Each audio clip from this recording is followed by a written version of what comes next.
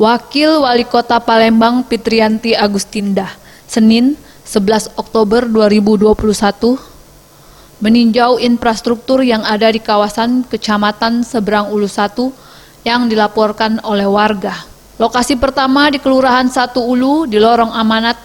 Di sini, Wakil Wali Kota Palembang meninjau laporan warga terkait jerambah amblas. Selanjutnya, kawasan kedua yang ditinjau di Jalan Maijen Riyakudu Palembang yang sering tergenang air saat hujan. Dari hasil tinjauan ternyata tidak ada saluran air dari jalan menuju drainase di sebelah jalan.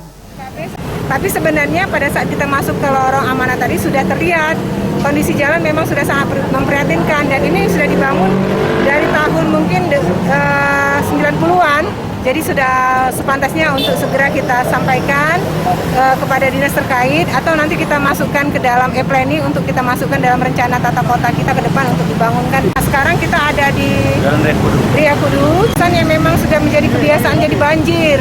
Karena apa? Setelah kita lihat tidak ada saluran dari jalan yang menuju got, ya, semuanya tertutup beton. Jadi kita tadi kumpulkan dari kawan-kawan dari UKB dan juga kawan-kawan dari MEDI dan juga pemilik-pemilik ruko di sini untuk supaya nanti salurnya dikembalikan kembali, dibangun kembali, diberdayakan kembali, sehingga kawasan ini tidak menjadi genangan air atau menjadi banjir seperti itu.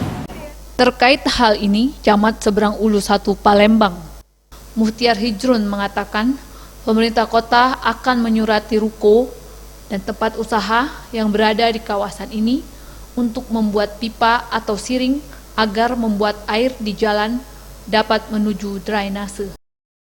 Warga dan RT memang di seberangan UKB ini kalau begitu hujan 2 jam saja sudah timbul genangan air, ya kan?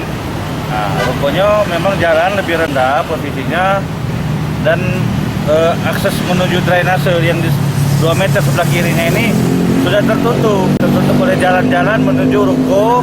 Jadi memang alur airnya tidak ada. Jadi rencana dari UKB maupun dari ruko-ruko ini akan kita surati supaya dia membuat pipa ataupun siring, ya, siring kecil supaya ngalir. Ramayanti, Sriwijaya TV.